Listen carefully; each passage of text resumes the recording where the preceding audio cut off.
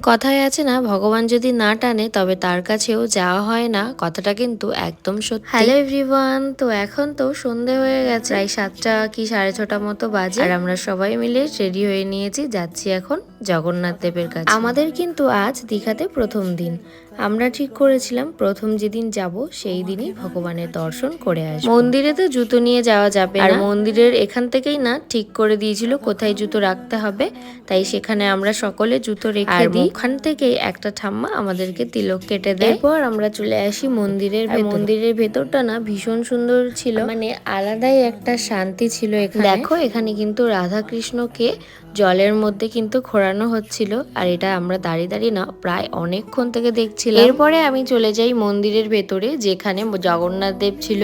তো জগন্নাথ দেবের দর্শন করে আমরা এখন চলে যাচ্ছি আবার আমাদের রুমের দিকে। আমরা রুমে আসার পর 5 থেকে 10 মিনিট ওই রেস্ট করেছিলাম, তারপর আবার আমরা ঘুরতে বেরিয়ে পড়ি। তারপর তো একটা ক্যাফেতে ঢুকেছিলাম একটু খাওয়া দাওয়া করব বলে। দেখলাম এখানে সুন্দর সুন্দর কম্বো অফার চলছে, তাই আমরা একটা রাইস আর চিলি চিকেনের কম্বো নিই, যেটার প্রাইস ছিল 99 রুপিস। এখানকার খাবার দাবারটা না আমার খুব একটা ভালো পছন্দ হয়নি, মানে ওই মোটামুটি অ্যাভারেজ লেগেছে। মানে খাবারের টেস্টটা এমন ছিল যে আশা করি দ্বিতীয় দিন আর এই ক্যাফেতে আমি অন্তত আসছি। যাই হোক, খাওয়া দাওয়া শেষ করে আমরা আবার চলে আসি সমুদ্রের পাড়ে একটুখানি বসবো বলে।